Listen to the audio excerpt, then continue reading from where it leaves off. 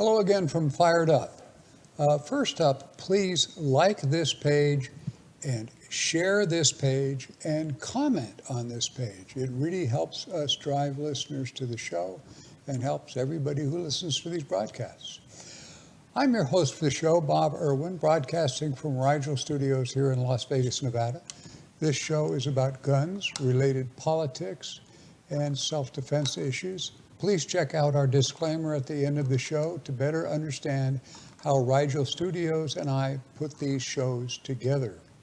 Fired Up is on my website, Fired Up with Bob Irwin, as well as the American Guns and Glory Network, YouTube, and numerous other media. If your local internet provider doesn't carry Fired Up, ask them to do that. Have them call Rigel Studios and we'll get it set up.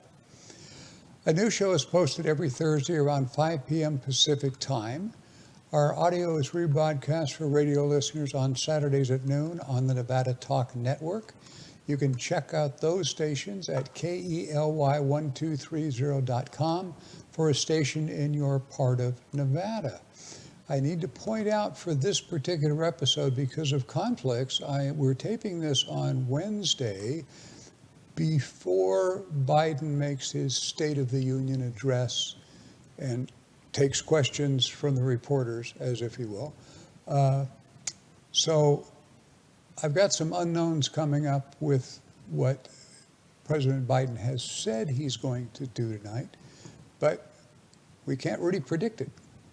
If you have a question or comment, send an email to me at bob@firedupmail.com or leave a message on my office recorder. That is 702-257-1060. Again, that's 702-257-1060. If you would like a call back, please leave your contact number or email. There are several hundred defensive uses of firearms each week in the United States. Rarely, truthfully, are fully covered by news media. I always select a few for my listeners' information. Most are good shootings, some not so good, but all are educational for those of you that keep a defensive firearm at home or carry one out in public. Individual incidents are generally adjudicated under local law, so the advice given here may not apply in the area where you live. Advice from a local gun-knowledgeable defense attorney is always recommended. Stories are often paraphrased by me by translation from police jargon, lawyer speak, and regional accents into more standard American English, and incidents are as reported with the names of the participants deleted. The names of the cops, the lawyers, and the media are generally used. As it has been my habit in the last few shows, first up is more lies from Biden, Harris, Schumer about gun control. Larry Keane, who is the general counsel and vice president of the National Shooting Sports Foundation, commented on April 22nd, a couple days ago, a day ago, those hawking gun control like an infomercial pitchman, I could say that, can't understand why no one wants what they are selling. It's like snake oil. From President Joe Biden to congressional Democrats, they claim it will cure everything from freckles to skyrocketing crime rates. The Pew Research Center ranked support for gun control lower now than it was in 2019. When the think tank asked Americans in 2019 if they supported stricter gun control, 60% said yes. Today, it's dropped 7 percentage points. It's just 53% said they would support them gun control rules today, even as Democrats in Congress shout out for gun control and President Biden pitches fraudulent claims about gun sales from the White House. The Washington Post reported President Biden claimed in his remarks he was speaking to Japan's prime minister at the time, that gun control was a foregone conclusion even by gun-owning American communities. President Biden claimed the folks who own weapons, the folks who own guns, they support universal background checks. The majority of them think we should not be selling assault weapons. setting aside the president's purposeful conflagration of automatic firearms for semi-automatic rifles, the Washington Post rewarded the president 2 Pinocchios. That's on top of getting fact-checked by PolitiFact for falsely claiming guns are sold without background checks at gun shows during a White House Rose Garden address. The Washington Post reported that the White House could not point to any poll that supported the claim that while recent Washington Post, could verify his complaint, his point, that a more recent Washington Post poll found a narrow majority opposed it. He was caught exaggerating claims about the Protection of Lawful Commerce in Firearms Act, what we call the PLCAA, at the same event again.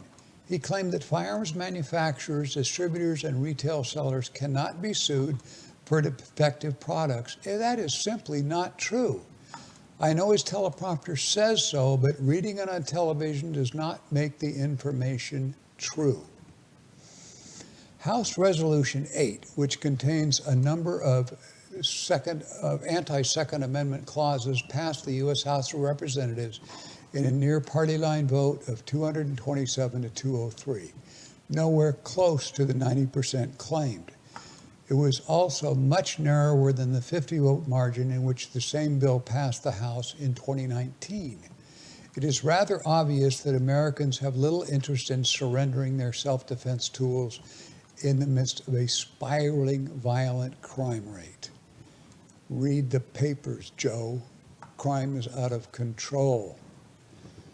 Second story here is kind of related. More Biden, Harris, Schumer anti-firearm information is coming up tonight. As I said, we're taping the show ahead of that. So the president is scheduled to address the nation tonight shortly after this episode of Fired Up is aired. Pre-released excerpts show that once again he intends to outlaw semi-automatic firearms and detachable magazines holding more than a few cartridges.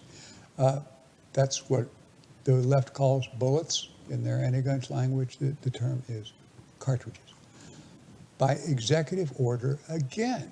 His choice for Attorney General and firearms czar reflect his choices of anti-self-defense administrators once again. I believe personally there is hope. Americans who possess firearms for hunting, shooting sports, collecting, and self-defense are united in their wish to maintain their ability to keep their firearms. In the next election cycle in 2022, there will be an overwhelming vote to flip the House of Representatives, the United States Senate, and the state governor's offices. Our President Joe Biden, or more likely President Kamala Harris by then, will be politically forced to allow ordinary legal residents and citizens to keep and carry their firearms. Firearms do not create mass shootings or murders. Those events are created by the mentally ill, criminals, and gangsters. The guns don't fire themselves. Do I need to show data to prove that? You can have a gun. I've had a gun sitting in my house for 25 years that is loaded and hasn't gone off yet. I'll check it again tonight to see if it fired by itself and let you know on my next show. We're going to break here for a short word about my latest book, Self-Defense with Firearms and Use of Force in Nevada. It's available now on Amazon Kindle for less than $5. I'll be back in about 2 minutes. Don't go away.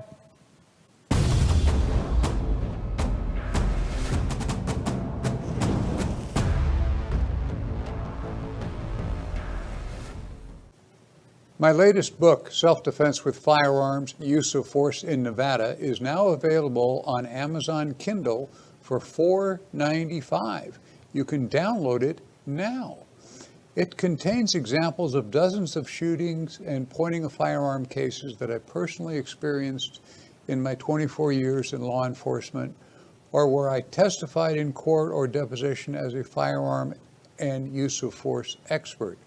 The book is about the use of firearms in defense of yourself and others in my home state of Nevada.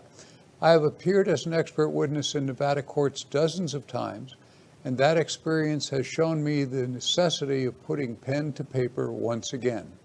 Nevada state law as printed can be misleading to those of you who read it, as it is written in legal jargon, what I usually call lawyer speak. These statutes are also bent or even broken by the courts in their everyday decisions that we generally call case law. Those are rulings that say this or that statute does not apply in a particular incident and similar cases. That causes the law you are depending on when you make a decision to use your firearm only partially or not apply at all to your actions. Relevant Nevada statute numbers are included here and there, so readers may look up current wording on the Nevada State website.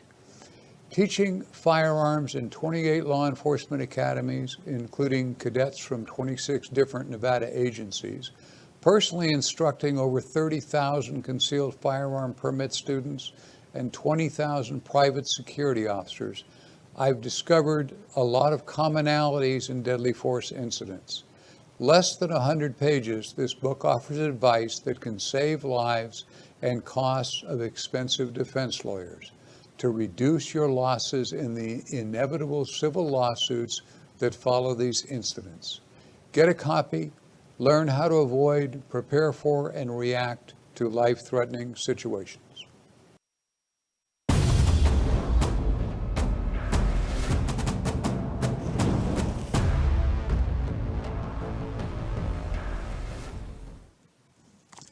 And we're back. Here's a real copy of the book. I have some of these hard copies that we're selling online also through my website, but primarily this is designed for the Kindle, Amazon Kindle program.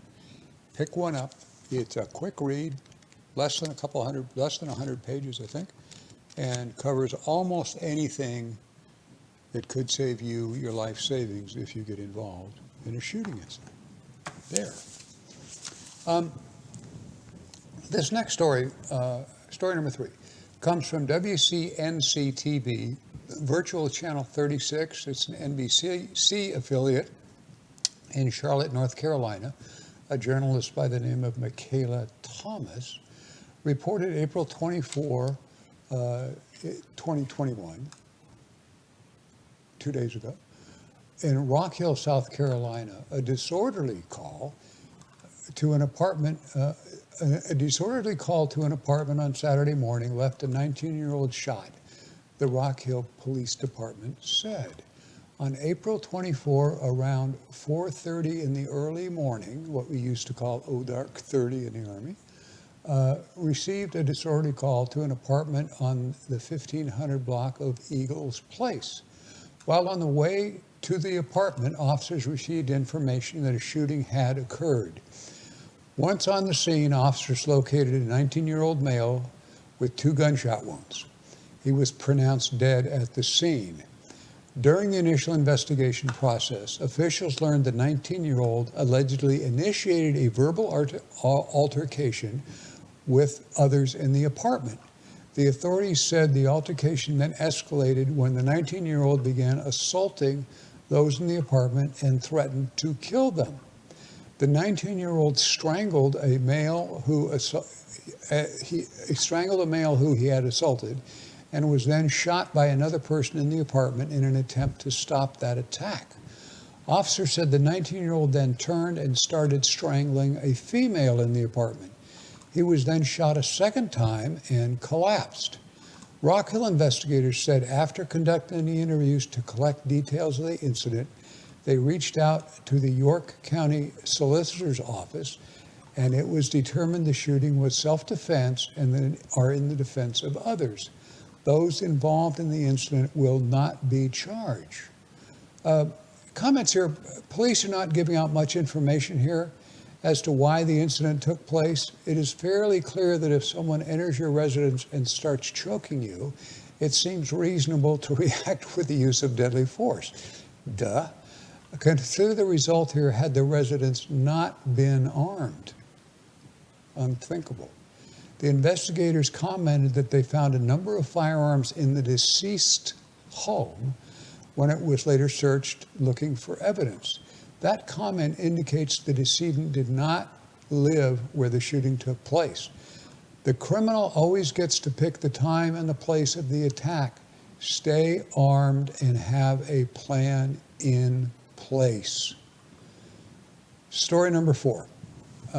The Reno Gazette-Journal, a journalist named Chesley Amani, Chelelcey, Amani, we'll call her Chess, reports April 23rd, 2021, that a shooting between Reno neighbors that left one dead was back in mid-February occurred in self-defense.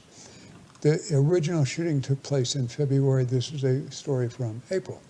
A 62-year-old male living in Reno died from multiple gunshot wounds at the Rosewood Apartments on Mira Loma Drive. Police said that the shooting stemmed from an ongoing dispute between neighbors, both of whom were armed. Reno Police Lieutenant Anthony Elges, E-L-G-E-S, hope I'm saying that right, Anthony, clarified this week that the 62-year-old had shot into a neighbor's apartment and then made entry. The neighbor, whose identity wasn't released, then fatally shot the intruder. The homicide is one of 7 homicides in Reno so far this year. Comments here, sometimes trouble just finds you. Again, we have an apparently simmering feud between neighbors that suddenly explodes for some unknown reasons. Clearly, there were some personality issues simmering for some time.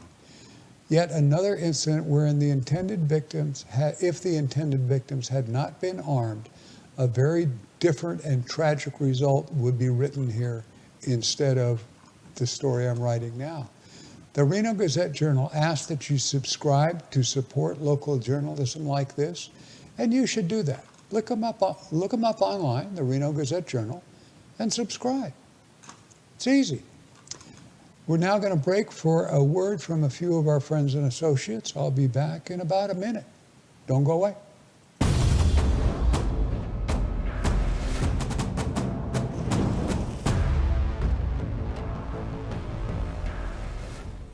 Freestyle Martial Arts, located at Jones and Russell here in Las Vegas. You can reach them at 702-551-9009. That's 702-551-9009. CCS Gunsmithing. Chris Eifelt, the man who does all the NRA help, he's at 2216 South Rainbow Boulevard near Sahara. He can be reached at 702-365-1732. Once again, 702-365-1732. Jerry Creed, a trust attorney. If you have a firearms trust or need one, this is your guy. You can reach Jerry at 702-806-7777. That is 702-806-7777.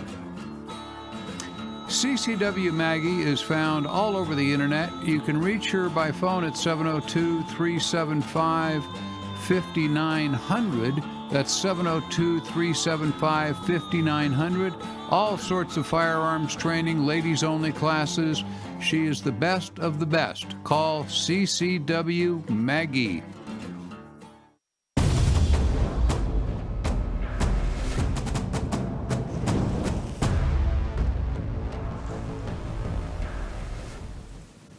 And here I am.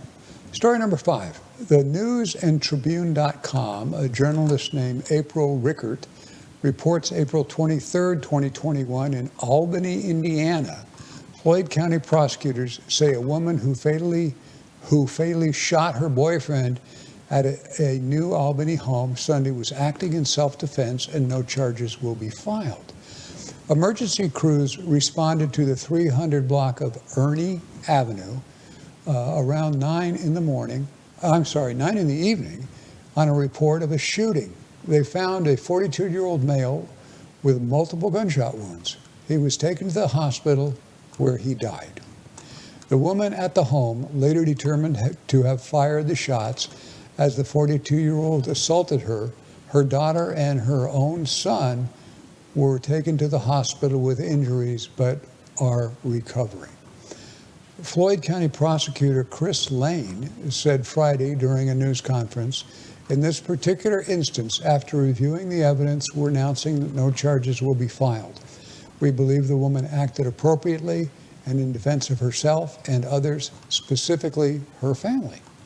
Floyd County Chief Deputy Prosecutor Evan Bardach said during the news conference that though witnesses sometimes and evidence, including video, police were able to determine that a fight involving the 42-year-old, the woman, and two others had preceded the shooting.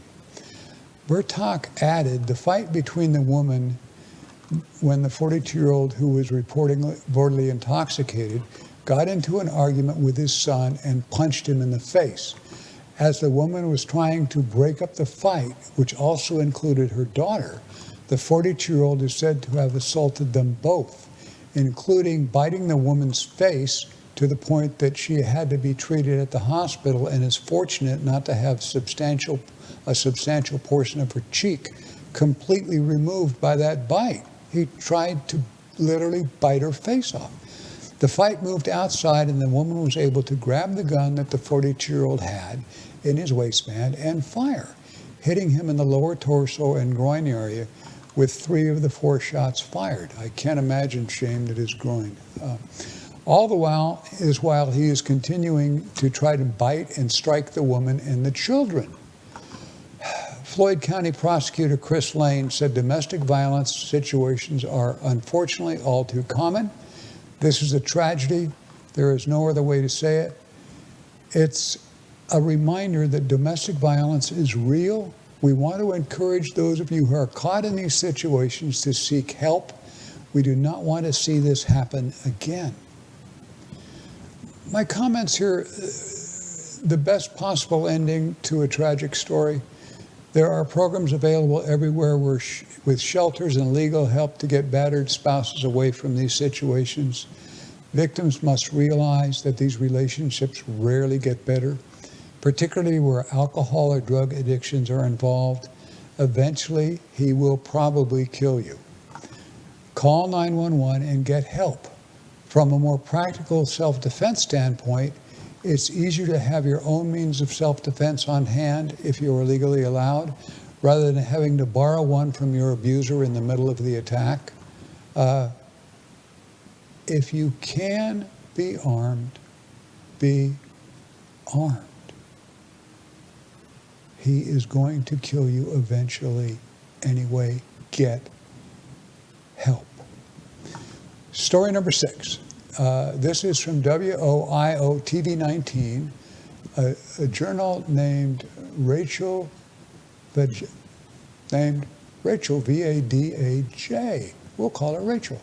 Reports in Hargrove Township, Ohio, April 23, 2021, a 21-year-old Ashtabula man, it's the name of the town, sorry, who opened fire during an armed robbery is in critical condition after the homeowner shot him. The Abdullah, there it is again, County Sheriff's Office confirmed. Sheriff William Nemi said deputies were called to the 6,000 block of Hertbert Road just before 8 in the evening on Thursday for a report of a shooting. The preliminary investigation determined the armed 26-year-old and 2 other individuals went to the home and demanded some property he claimed was rightly his. A short time later, a witness who stayed outside heard a series of gunshots before the man ran out with his hand on his stomach. The sheriff said investigators believe the man fired at the homeowner before he was shot. The 26-year-old actually suffered a gunshot wound to the chest and was driven to Windsor Township Fire Department, where he was treated before being flown to university hospitals in Cleveland. Sheriff William Nemi added the 26-year-old was listed in critical but stable condition and is expected to recover. No arrests have been made in this ongoing investigation. Comments here, no details as to what the property involved was. One would assume it's drugs, but it's often other property. I worked on a case a few years ago that sounded just like this and ended up in an attempted murder charge to one of the players. The property in that incident was a box of cement worker tools. All jurisdictions in America have small claims courts. Your public defender's office can direct you and walk you through the process. It takes a bit of time, usually, to get on the court docket, but cases are usually settled quickly, meaning right then. You generally don't need an attorney to represent you. In most areas, lawyers are not even allowed in small claims court. Judges listen to the individuals involved, be patient. That system really works. I assume this case I just talked about wasn't over drugs, or it would have been in the police reports. You think? We have one more short commercial break from some of our friends and associates. I'll be right back.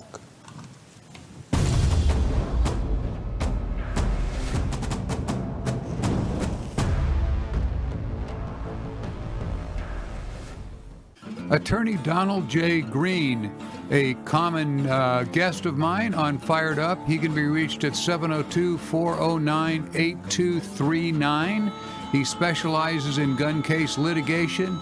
He is your man. Don Green, 702-409-8239. And Battlefield Vegas, my new kind of home for this show. They're on Circus Drive, directly behind the Circus Hotel and Casino. You can find them there with CCW classes and an amazing place for gun rentals, everything you could possibly imagine. Check out, if you're in town as a tourist, check out battlefieldvegas.com.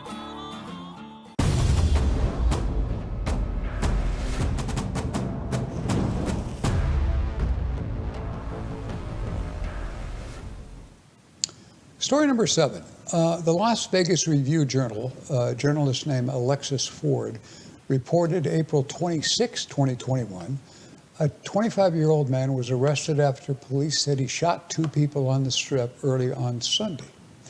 The shooting happened at the Hawaiian Marketplace near Las Vegas Boulevard South and Harmon, according to Metropolitan Police Department Homicide Lieutenant Ray Spencer, a rather bright guy.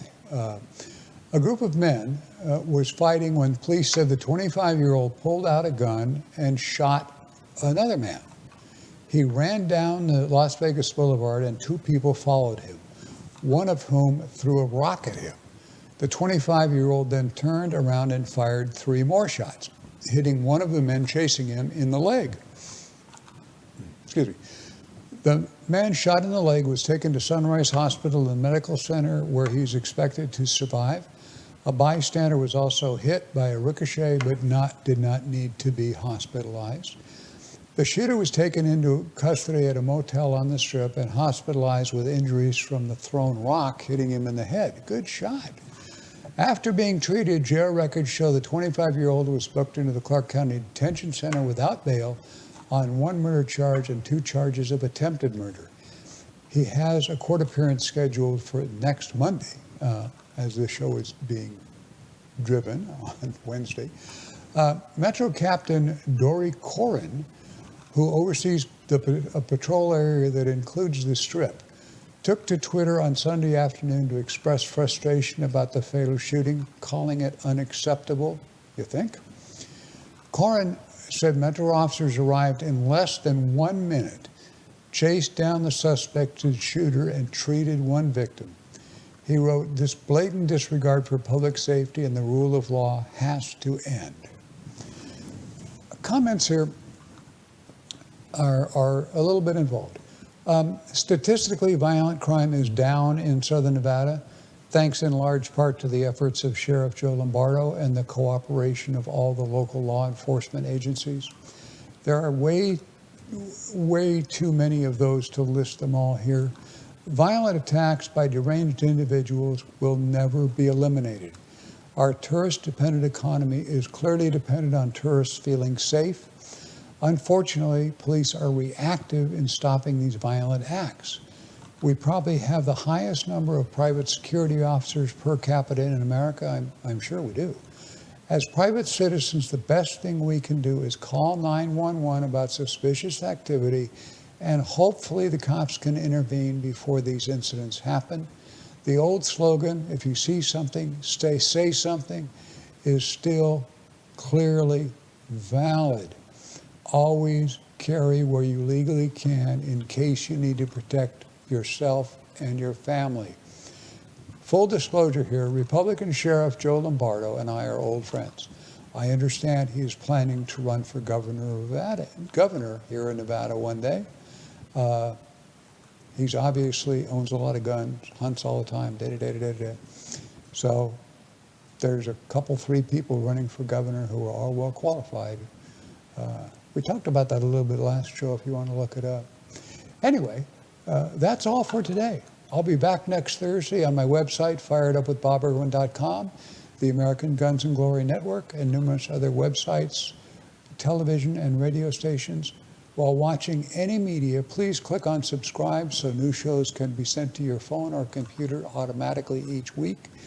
You can check out my recent shows at firedupwithboberwin.com. It contains several dozen episodes. My logo merchandise, hats, shirts, mostly hats and shirts, are available at Battlefield Vegas, just behind Circus Circus on the Las Vegas Strip. If you are ever in Las Vegas, Battlefield Vegas is a must-see attraction. Transportation is provided. Contact info@battlefieldvegas.com. Thank you so much for watching Fired Up with Bob Irwin. Hopefully you will share it with your friends. I'm doing what I can.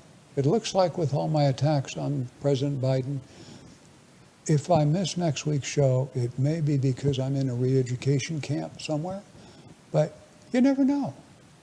Maybe Joe Lombardo will bail me out. Have a good week, folks. I'll see you then.